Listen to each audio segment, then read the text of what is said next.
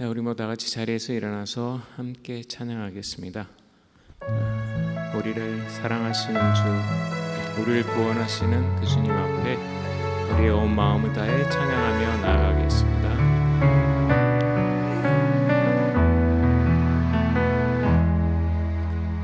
누구나 무거운 짐을 지고 가는 길, 아무도 끝을 알 수 없네. 사랑의 노래는 점점 희미해지고 내일의 소령 넘치지만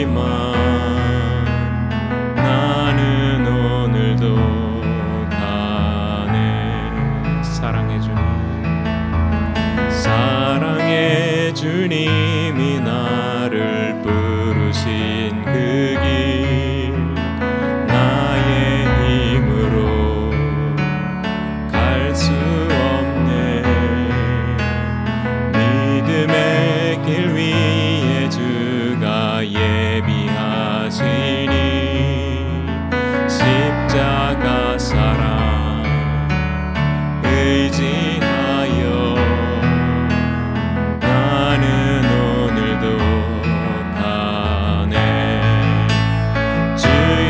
영광 노래하리.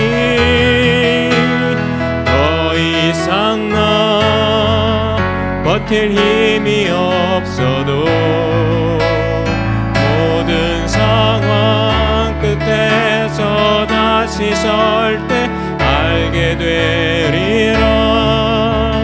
크고 넓은 여호와 하나님, 주의 영광 바라보리. 만군의 주 크신 나의 하나님, 전능하신 주님과 동행할 때 알게 되리라. 날 만드신 사랑.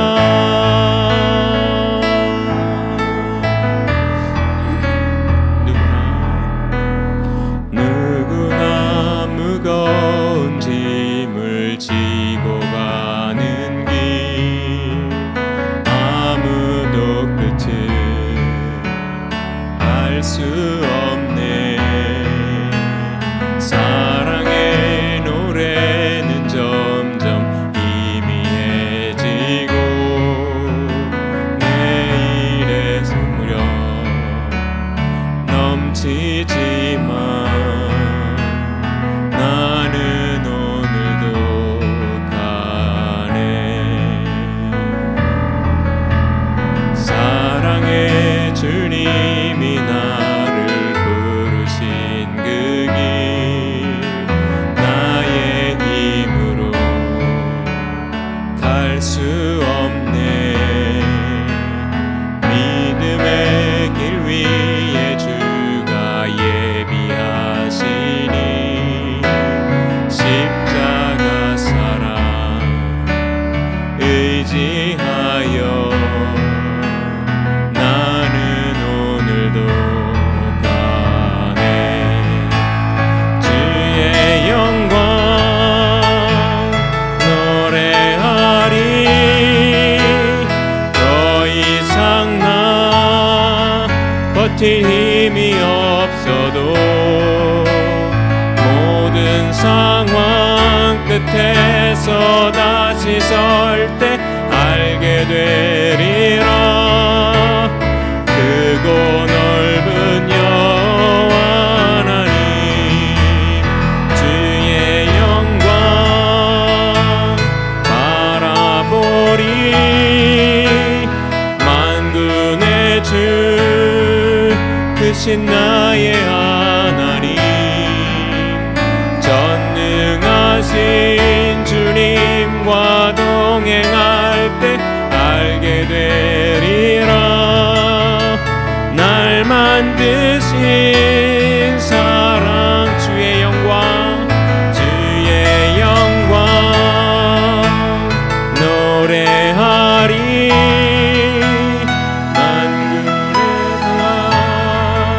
버틸 힘이 없어도 모든 상황 끝에서 다시 설 때 알게 되리라. 크고 넓은 여호와 하나님 주의 영광 바라보리. 만군의 주 크신 나의 하나님 전능하신 주님과 동행할 때 알게 되리라. 날 만드신 사랑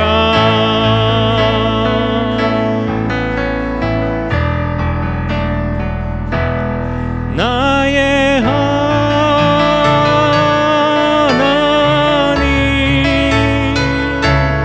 나의 하나님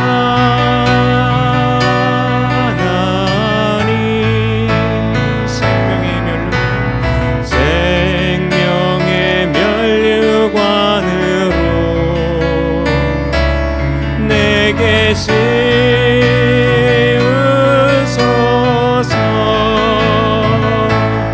나의 하나님 나의 하나님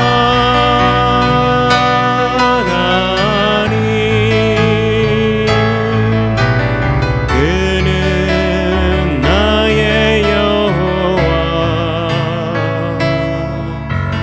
나의 구세주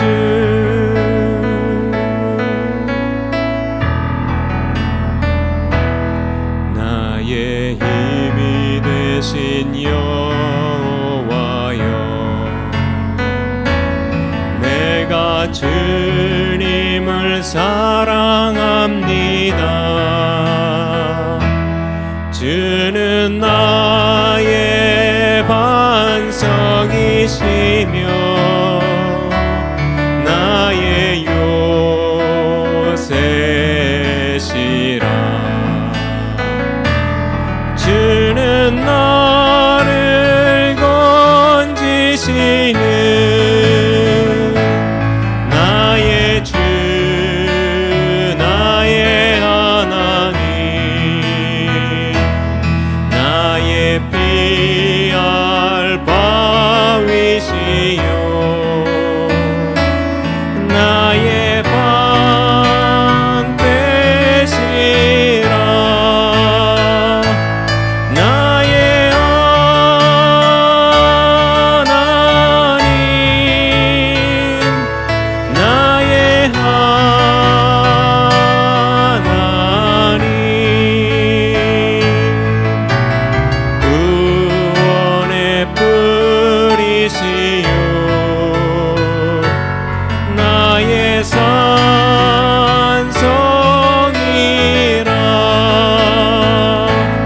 나의 하나님 나의 하나님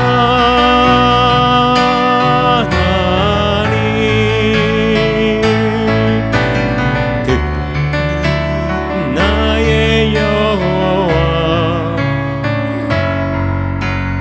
나의 구세주 나의 생명 되신 여호와여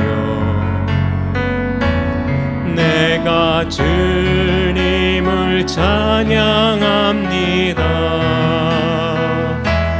주는 나의 사랑이시며 나의 의지시라. 주는 나를 이끄시어 주의 길 인도하시며 나의 생의 목자 되시니 내가 따르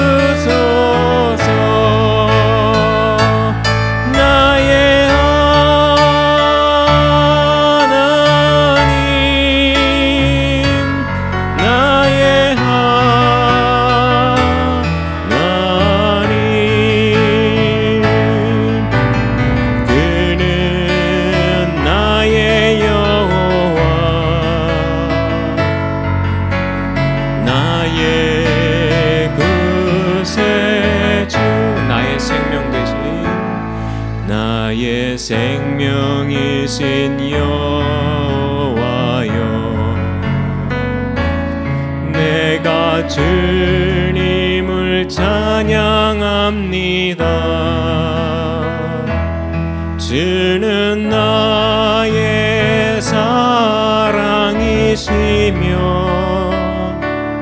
나의 의지시라. 주는 나를 이끄시어 주의 길 인도하시며 나의 생의 목자 되시니 내가 따르리라.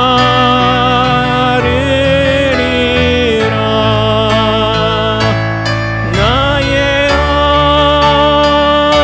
하나님, 나의 하나님, 구원의 뿌리시오, 구원의 뿌리시오,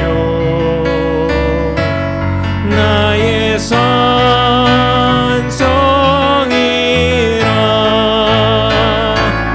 나의 하나님, 나의 하나님,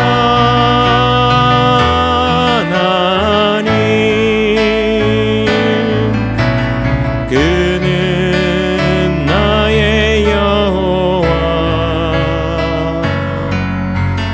나의 구세주, 나의 하나님, 나의 하나님, 나의 하나님, 생명의 면류관으로, 생명의 면류관으로 내게 씌우소서.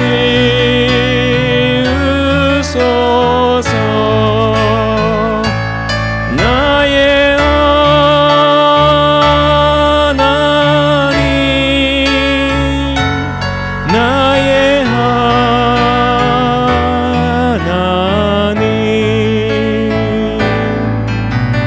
그는 나의 여호와,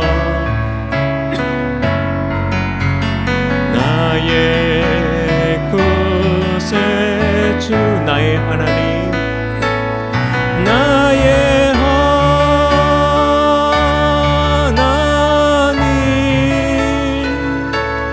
나의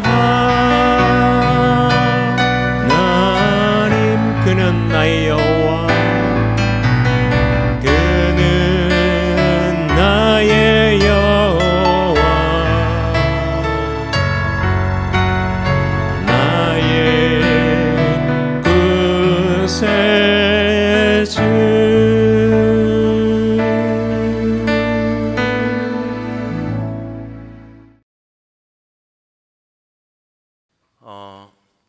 이 시편 오늘 본문의 말씀은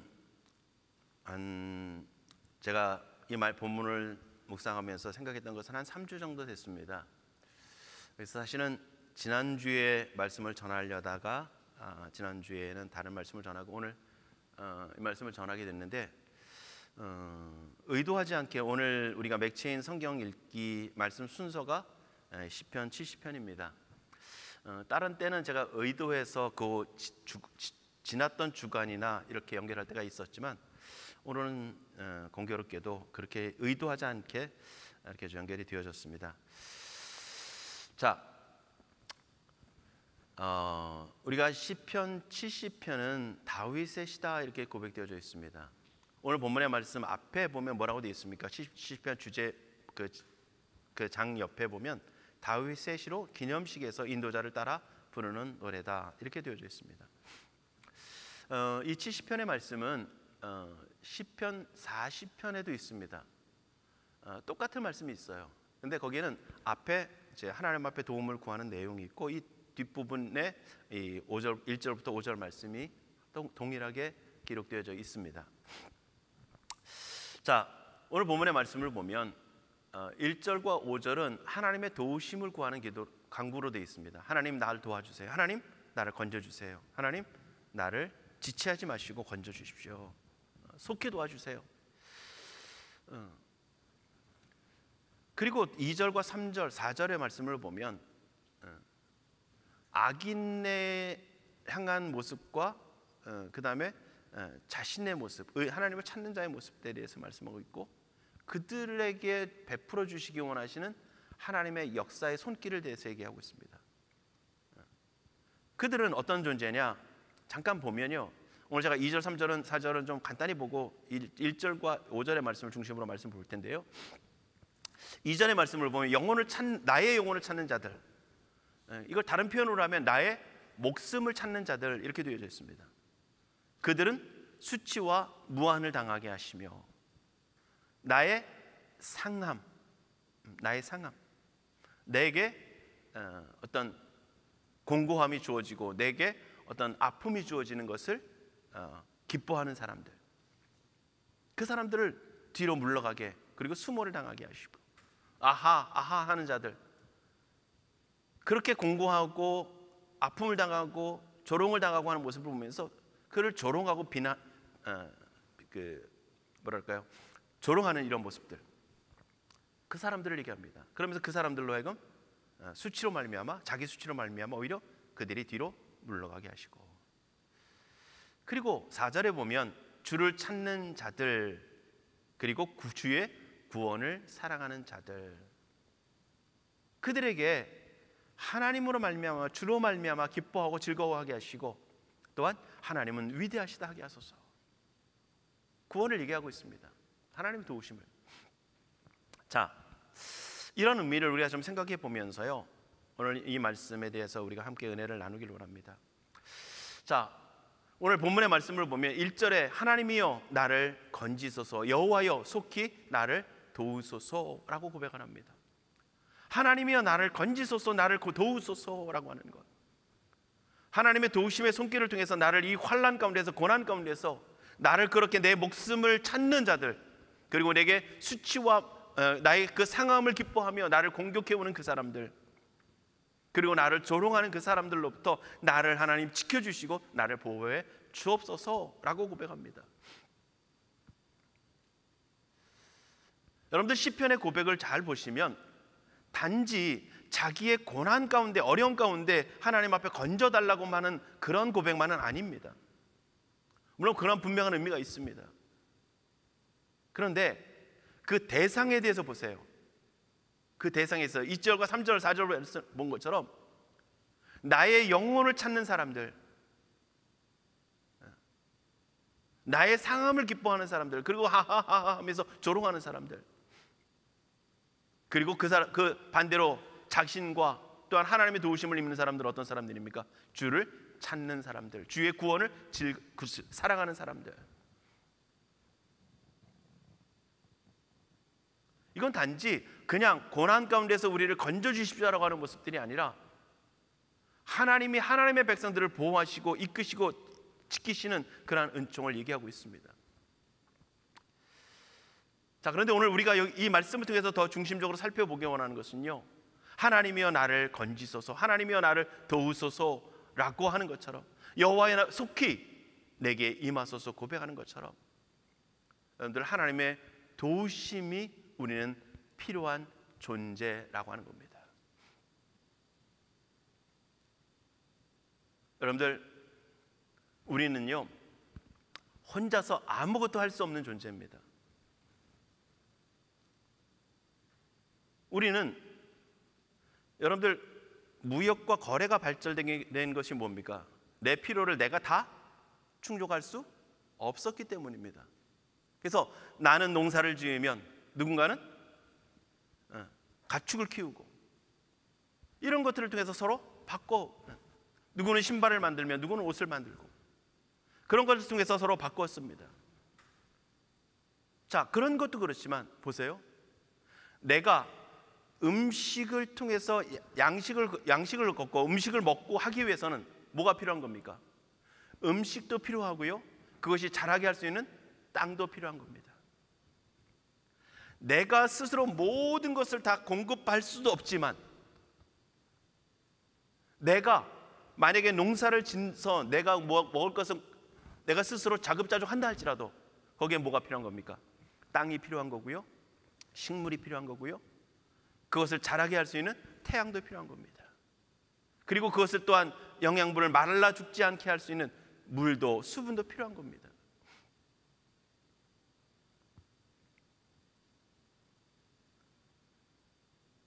이게 하나님께서 모든 것들을 조화롭게 하시며 모든 것을 서로가 필요를 가질 수밖에 없는 존재로 이 땅 가운데 우리를 만드셨다는 거예요.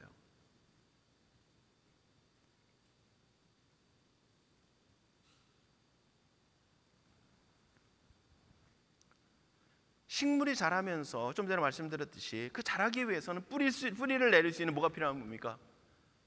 땅이 필요한 거잖아요. 땅이, 흙이 필요한 거예요. 흙에 심겨지기만 하면 자랍니까? 아니죠.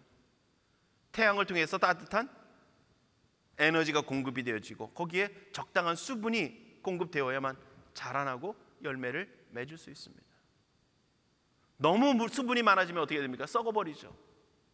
너무 뜨거워지면 수분이 메말라 타 죽게 되어집니다.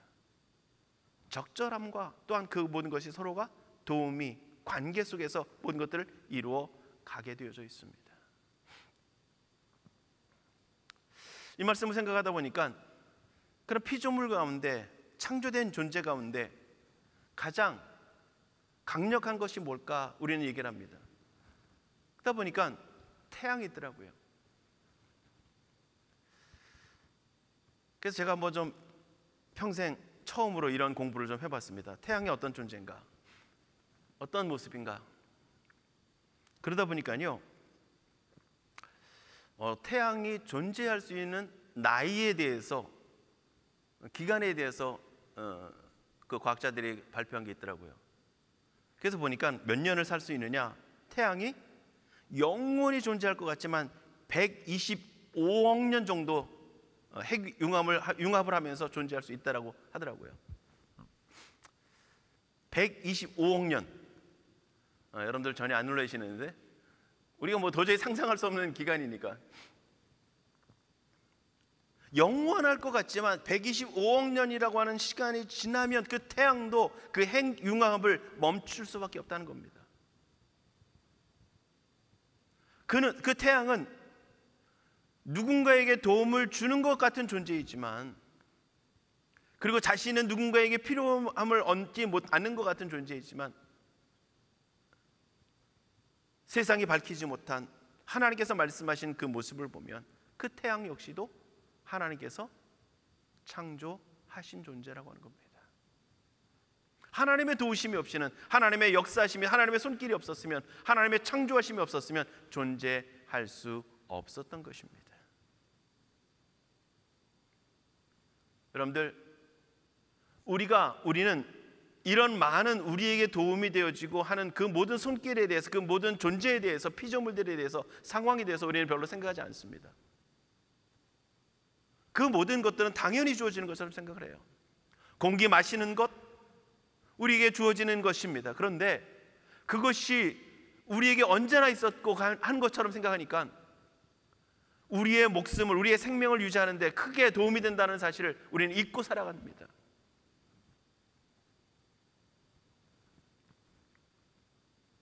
여러분들, 농사를 지으면서 그 식물이 우리에게 도움을 준다고 생각을 하십니까? 아니면 우리가 수고해서 그 식물을 자라겠다라고 생각합니까? 심고 거름을 주고 물을 주고 적당한 태양이 비칠 수 있도록 하고,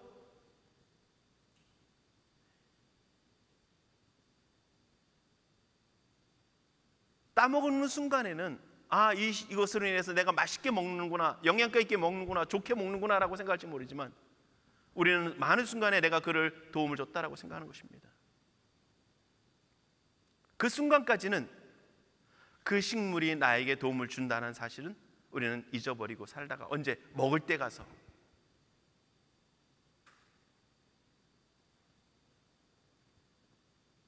그것도 우리는 대부분 식물이 나를 먹을 것을 공급해 준다기보다는 내가 이렇게 키워서 먹는다라고 얘기합니다. 자, 무슨 얘기냐면 대부분 속에서 우리는 나를 돕는 존재가 분명히 있음에도 불구하고 그 존재를 인식하지 못하며 살아갑니다. 그러다가 어느 순간에 도움이 필요하다는 것을 느낍니까? 우리의 몸이 불편해지면 그때 의사의 도움이 필요한 것을 생각을 합니다. 평상시에 건강할 때는 어떻습니까? 의사의 도움을 필요하지 않아요.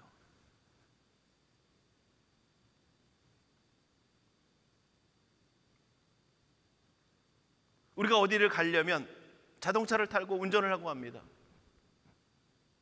우리는 그 순간에 나는 자동차의 도움을 얻어서 어디를 갔다라고 생각하지 않습니다. 어떻게 합니까? 내가 운전이라고 하는 수고를 통해서 우리는 갔다라고 생각을 합니다. 우리는 많은 부분 속에서 우리가 도움을 얻고 살면서도 우리가 그 도움을 도움이라고 여기지 않고 살아가는 것이 너무 많습니다. 그러면 그 도움을 언제 느끼느냐?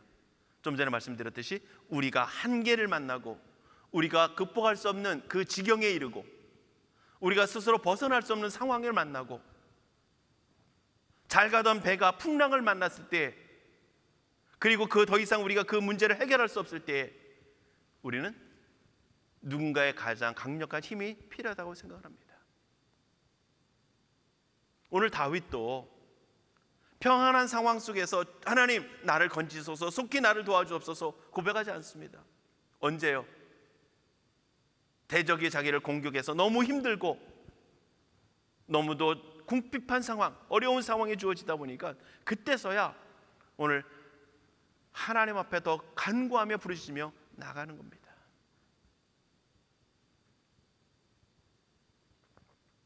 여러분들 한번 질문해 볼게요. 여러분들 한 주간 살면서 과연 하나님의 도우심이 얼마나 절실하게 필요하게 느끼며 살으셨습니까? 나는 진정 하나님의 도우심 없이는 살 수 없는 존재라는 사실을 얼마나 인식하며 느끼며 그 하나님의 도우심을 절박하게 구하며 살았습니까? 아마 다윗처럼 이런 위기 상황이 아니라면, 우리가 절박한 무엇인가를 만나가지고 고통이 있고 아픔이 있지 않았다면 우리는 별로 그런 것을 필요로 하지 않았을 것입니다. 고난 때문에 두려움이 찾아오고 고난 때문에 불안이 있고 상황에 조여오는 그 압박 때문에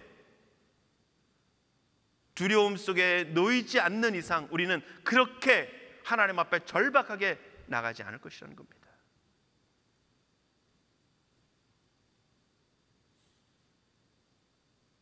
그러다가 어떤 위기가 만나고 절박한 상황이 주어지니까 그 속에 하나님을 더 간절한 마음으로 찾을 수밖에 없는 것이죠.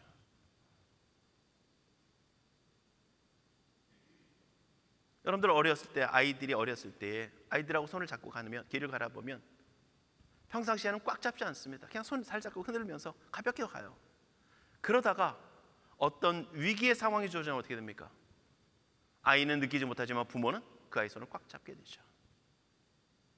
마치 이런 것처럼 오늘 우리의 상황 속에 고난과 아픔과 위기가 찾아올 때 나 스스로 극복할 수 없는 상황이 주어지면 그때서야 우리는 하나님 나를 도우소서, 하나님은 나를 도우시는 분이십니다라고 하는 그 모습을 더 절실하게 절박하게 피부로 느끼며 하나님 앞에 고백하며 나가게 된다는 겁니다. 다윗의 고백을 보니까요, 나를 건지소서 하면서도 그가 앞에 쓰는 것이 있습니다. 속히라고 하는 겁니다. 속히. 1절에서도 처음에는 나를 건지소서 했지만 뒤에가 두 번째 가서 후반에 가면 여호와여 속히 나를 도우소서. 5절에서도 보면 하나님이여 속히 내게 임하소서. 마지막 부분에 뭐라고 말씀합니까? 여호와여 지체하지 마옵소서. 너무도 절박해지니까 그때서야 하나님 앞에 온전히 매달리며 나가는 겁니다. 여러분들, 그런데 우리는 하나님의 도우심을 이렇게 대부분 인식한다는 겁니다. 평안할 때, 안정적일 때, 우리가 뭔가를 잘 감당하며 나갈 때 하나님이 우리의 도움이 우리는 하나님의 도움 없이는 살아갈 수 없는 존재라는 사실을 별로 인식하지 못하게 됩니다.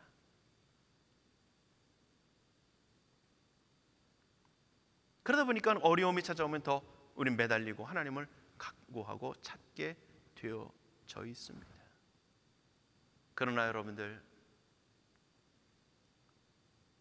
오늘 우리가 분명히 기억할 것은요, 우리는 매 순간 한순간도 하나님의 도우심이 필요하지 않은 때가 없다는 것입니다. 근데 감사하게도요, 하나님은 오늘 우리에게 그런 불안함 가운데 언제나 거하게 하지 않으셨다는 겁니다. 그것도 은혜고요, 또한 우리가 절박한 상황을 처했을 때 그 순간이라도 하나님을 찾을 때 하나님은 만나 주신다는 것도 은혜라는 겁니다. 그러니까 여러분들, 오늘 우리 가운데 고난이 있고 위기가 찾아오고 절박함 가운데서 하나님을 부를 수 있는, 하나님이여 나를 도우소서라고 하는 그 상황과 처지가, 우리 형편이 우리에게 주어진다는 것은 주님을 더 깊이 만나고 주님을 더 인식할 수 있는 굉장히 복된 은혜의 순간인 줄 믿습니다. 물론 그 순간에도 그냥 내가 몸부림쳐가지고 어떤 해결해내고 몸부림쳐가지고 뭔가 극복해내고 하나님을 의지하지 않고 하나님의 도우심을 필요하지 않는다면 하나님을 만나는 그런 은혜는 없겠지만,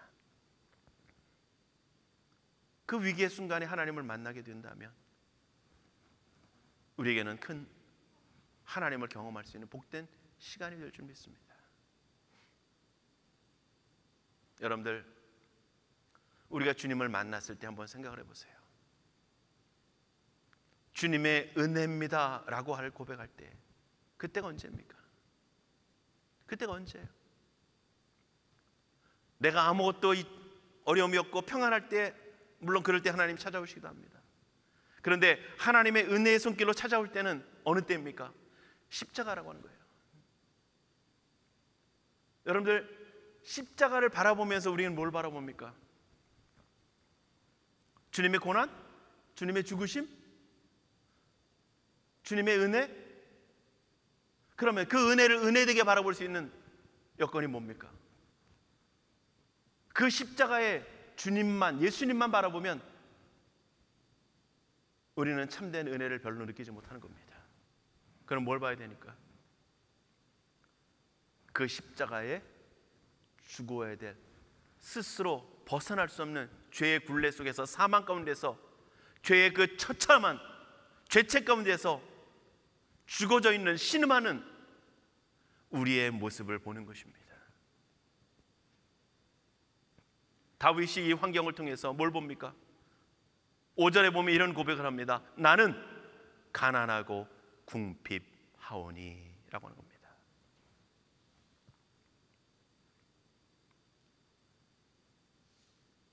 여러분들, 예수님께서 그런 말씀을 하시죠. 부자가 천국에 들어가기가 얼마나 어려운지 뭐라고 말씀합니까?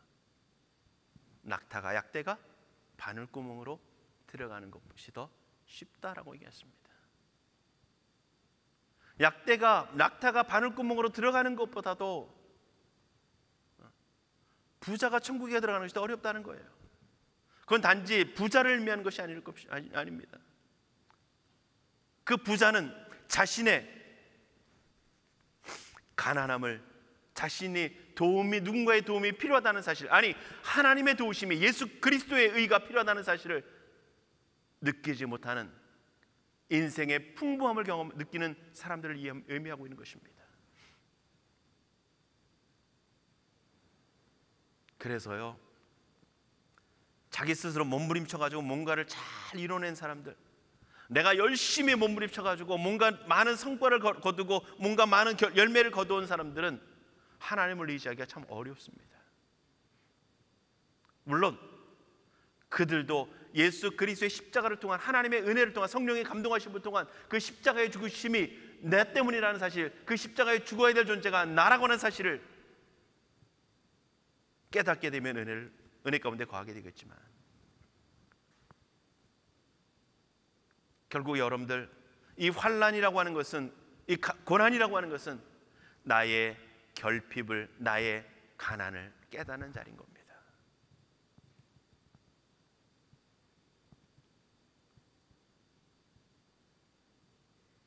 여러분들, 그것 없이 그냥 고난 가운데서 하나님께 기도했더니 문제가 해결됐다. 그것도 물론 은혜입니다. 그런데요, 더 중요한 것은요, 그 고난을 통해서, 그 환난을 통해서 자신의 핍절함을, 자신의 곤고함을, 자신의 가난함을, 자신의 궁핍함을 깨닫는 겁니다. 그게 십자가예요. 고난을 통해서 그냥 단지 고난만 넘어가는, 문제만 해결되는 이러한 신앙에서 우리가 좀 탈피할 수 있기를 원합니다. 기독교 신앙이라고 하는 것은 그러한 신앙이 아니라고 하는 거예요.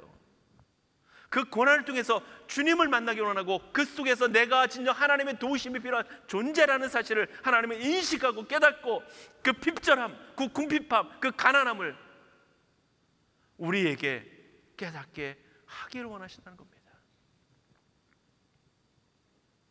베드로가 십자가에 죽으시는 예수님을 부인하고 나서 내 열정, 내 그 수고, 내 어떤 포부, 내 결단, 그 모든 것들이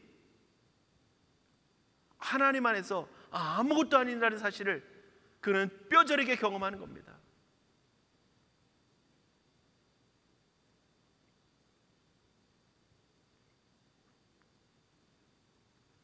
우리가 잘 아는 팔복에서도 심령이 가난한 자는 복이 있나니 이렇게 말씀하신 것처럼,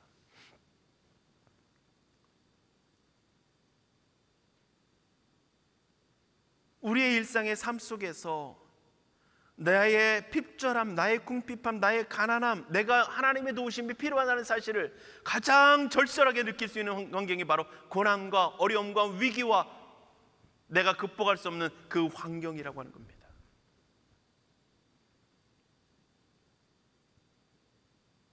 근데 여러분들, 오늘 그러한 환경들이 주어질 때 우리는 어떤 기도를 가지고, 어떤 모습을 가지고, 어떤 마음으로 나아갔고, 또한 그 모든 것들을 지난 후에 우리는 과연 어떤 은혜를 경험했습니까?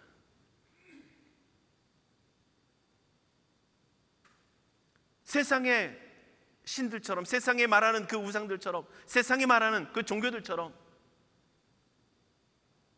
기도가 부적처럼 역사되어 나타나진 않았는지, 그 위기를 넘어서는, 그 고난을 넘어서는, 그 저주가 넘어서는 단지 그러한 부적과 같은 모습이 아니라, 오늘 우리의 기도는 나의 비참함을, 나의 처절함을, 나의 궁핍함을, 나의 가난을 다시 한번 하나님 안에서 깨닫는 겁니다.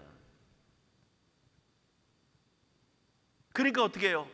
고난이라고 하는 것을 통해서 우리의 높아졌던 마음이 다시 한번 가난한 마음으로, 부해졌던 마음이 가난하고 낮아지는 마음으로, 겸손의 마음으로 바뀌어져야 하는 거예요. 그래서 하나님, 나는 가난합니다. 하나님, 나는 궁핍합니다.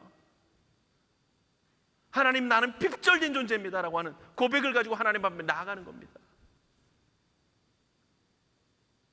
그런데 우리는 고난이라고 하는 것을 통해서 기도했더니 문제가 해결됐더라, 그것을 통해서 자기 의의가 쌓여져 있다면, 진짜 하나님이 우리에게 원하시는 것들을 그 고난이라고 하는 과정을 통해서, 응답이라고 하는 과정을 통해서 우리는 얻지 못하고 있는 거예요.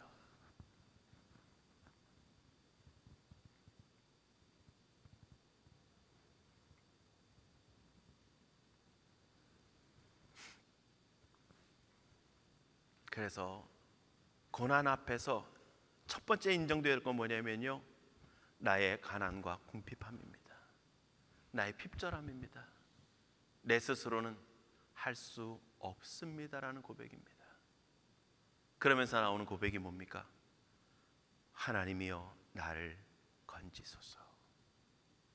하나님이여 나를 도와주옵소서. 하나님만이 나의 도움이십니다. 이 고백이 나오는 거예요. 첫 번째는 나의 핍절과 가난과 궁핍함이고 내 스스로는 할 수 없는 존재라는 사실을 하나님 앞에 인정하는 것이고, 그것을 통해 비참할 것 같지만 전능하신 하나님만이 나의 도움이시며 나의 능력이시며 나의 인도이시며 나의 보호하심입니다라는 고백을 가지고 나아가는 겁니다. 이게 믿음이에요.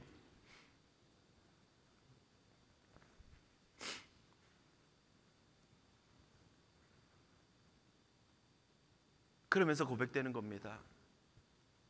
내 길은, 내 능력은 오직 예수 그리스도로 말미암았습니다. 하나님의 은혜로 말미암았습니다. 자꾸 우리는 좀 전에 말씀드렸듯이 고난이 있고 그 고난 속에 기도했더니 하나님이 문제를 해결해 주셨다. 여러분들, 언덕을 리아카에다 짐을 잔뜩 싣고 올라가면 어떻겠습니까? 무거운 짐을 언덕 위에서 잔뜩 싣고 리아카를 끌고 올라간다면, 그것을 능히 감당할 수 있는 힘이 있다면 뭐 힘들어도 올라갈 수 있겠죠. 그런데 그것보다도 감당할 수 없는, 내가 올라가도 견딜 수 없는 그런 정도의 무게라면, 그런데 만약에 누군가가, 젊은 청년들이 뒤에 와가지고 밀어주면 우리는 그나마 좀 수월하게 올라갈 것입니다.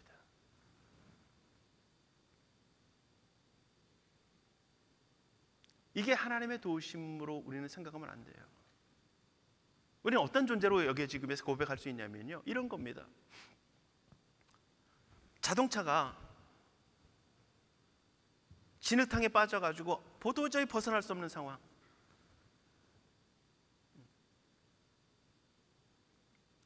아무리 좋은 차고 아무리 사륜구동이고 할지라도 도저히 몸부림치고 열심히 엔진을 밟아도 온갖 방법을 다 동원해도 벗어날 수 없는 그 상황. 내가 좀 힘이 부족해가지고 누군가 도와주면 되는 상황이 아니라 나 스스로는 벗어날 수 없는 그 환경 속에서, 그 여건 속에서 거기에 끈을 연결하고 혹은 모터나 자동차를 통해서 그것을 이끌어낼 때 마치 이런 거예요. 물론 완벽한 비유는 될 수 없지만 누군가 도움을 주는 것처럼 해서 올라가는 그 리어카가 아니라 내 스스로는 아무것도 할 수 없다고 여겨지는 그 상황 속에 전적인 외부의 힘을 통해서 얻어지는 그 도움처럼, 그것이 바로 하나님을 인정하는 것이라는 겁니다.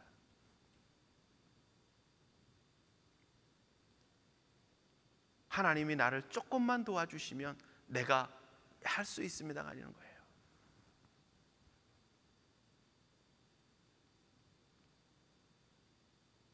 여러분들, 하나님이 우리를 도우시는 것은 우리의 연약함을, 온전히 가난함을 고백하는 거예요. 물론 이 속에서 다윗이 지금 고백함이 그에게 주어지는 환경이 너무도 극심하게 고난, 어렵고 이런 것도 있겠지만, 다윗이 지금 이 상황이 어떤 상황인지 정확히는 나와 있지 않지만요, 다윗이 어떤 사람입니까? 어려서는 양떼를 지키면서 그 무서운 들짐승도 물리쳤던 다윗입니다. 자기보다도 훨씬 크고 다른 모든 사람들도 두려워하는 골리앗도 돌팔매 하나로 때려잡은 사람이에요. 그 이후에도 전쟁에 나가서 사울은 천천히요 다윗은 만만이라고 하는 그런 승리를 경험한 사람이고요, 자신을 위해서 목숨을 바치면서까지도 물을 가지고 오는 그의 목마름을 위해서 그런 충성스러운 그런 신하들이 자신을 싸고 보호하고 있는 그런 왕입니다. 압살롬의 반역 때 그가 그를 이기지 못해서 도망갑니까? 아니잖아요. 자기 아들을 차마 반역자로 죽일 수 없어 도망가는 거잖아요.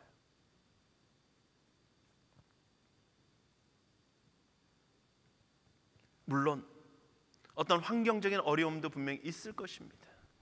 그러나 자기에게 진짜 아무런 힘이 없어서 하나님만 의지하는 것이 아니라 하나님의 존재를 인정하는 것입니다.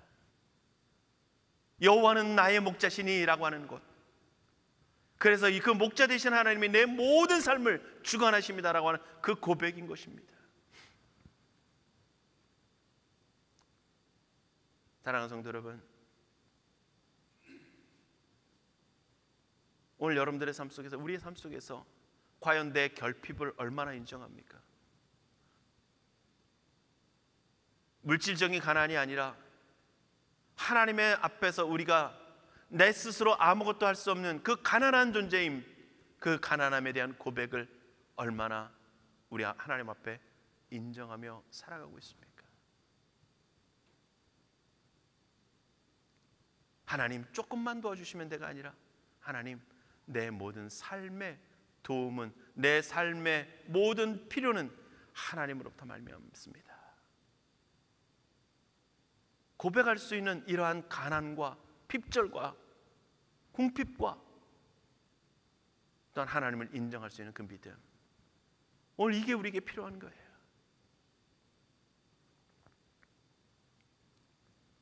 하나님, 내가 여기까지 버텼습니다. 내가 여기까지 견뎠습니다. 하나님 여기에 조금만 도와주시면 됩니다가 아니라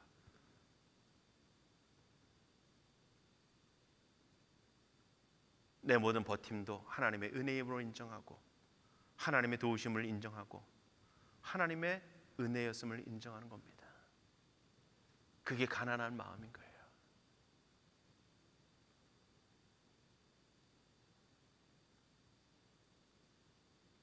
그러면서 하나님께 맡기는 겁니다. 여러분들, 전에도 그런 말씀을 봤지만 이 말씀을 준비하면서 다시 한번 깨닫는 마음이 있어요. 뭐냐면요, 시편 55편 18절 말씀을 보면 이렇게 말씀합니다. 나를 대적하는 자 많더니 나를 치는 전쟁에서 그가 내 생명을 구원하사 평안하게 하셨도다. 여러분들, 나를 대적하는 자 많더니 나를 치는 전쟁에서 그가 누굽니까? 하나님께서 내 생명을 구원하사 평안하게 하셨도다. 대적들을 물리친 것도 있습니다. 그런데 하나님께서 그에게 주신 것이 무엇입니까? 그 마음의 두려움과 불안함과 근심과 염려가 사라지고 오늘 하나님께서 그의 마음에 평안을 주셨다는 겁니다. 신약에서 빌립보서 4장 6절과 7절의 말씀 보면요, 우리가 너무도 잘 아는 말씀입니다. 아무것도 염려하지 말고 다만 모든 일에 기도와 간구로 너희 구할 것을 감사함으로 하나님께 아뢰라. 아무것도 염려하지 말고 모든 일에 기도와 간구를 하나님 앞에 아뢰라. 근데 어떻게 해요? 감사함으로 하나님께 아뢰라는 겁니다. 그런데 그 다음에 뭐라고 말씀하냐면, 그리하면 모든 지각에 뛰어난 하나님의 평강이 그리스도 예수 안에서 너희의 마음과 생각을 지키시리라. 모든 지각에 뛰어난 하나님의 평강이 너희 마음과 생각을 지키라는 겁니다. 하나님께 기도하면 그 문제 하나님이 해결해 주신다 이렇게 말씀하지 않고요, 너희 모든 염려하지 말고 모든 일에 하나님께 기도와 간구를 하나님께 맡겨라. 기도해라, 아뢰라, 감사함으로 아뢰라. 그러면 모든 지각에 뛰어난 하나님의 평강이 그리스도 예수 안에서 너희 마음과 생각을 지키신다는 겁니다.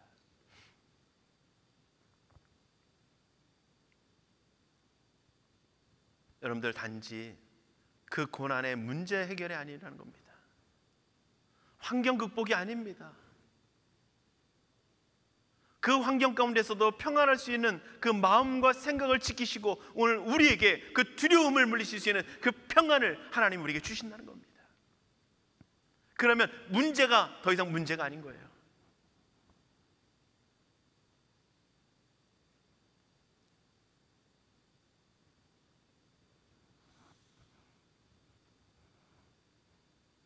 그런데 우리는 그 하나님의 도우심만 날마다 바라보기도 하고, 우리는 무엇을 바라보냐면요, 비참한 상황, 고난스러운 상황, 어려운 상황, 그 속에서 하나님의 손길을 인정하면서, 하나님의 존재를 인정하면서 하나님의 손길을 바라보기보다는 우리는 문제에 집착할 때가 너무 많다는 겁니다.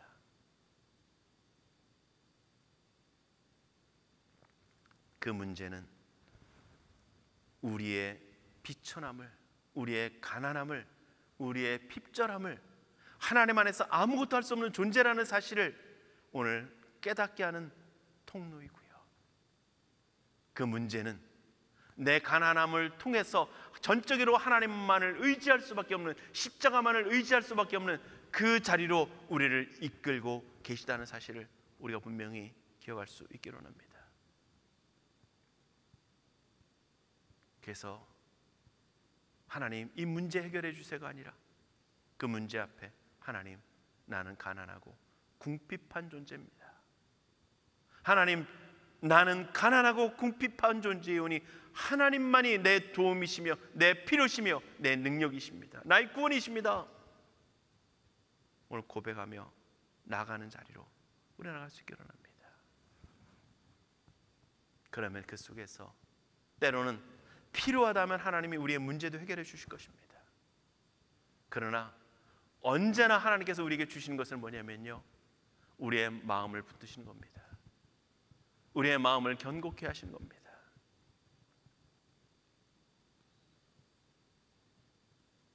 우리의 마음을 하나님께서 하나님의 평강으로, 십자가의 평강으로, 그 말씀이 주시는 기쁨과 감사와 위로와 평강으로 하나님이 지키실 거라는 겁니다. 그래서 잠잠해지지 않는 풍랑도 믿음으로 걸어갈 수 있는 겁니다.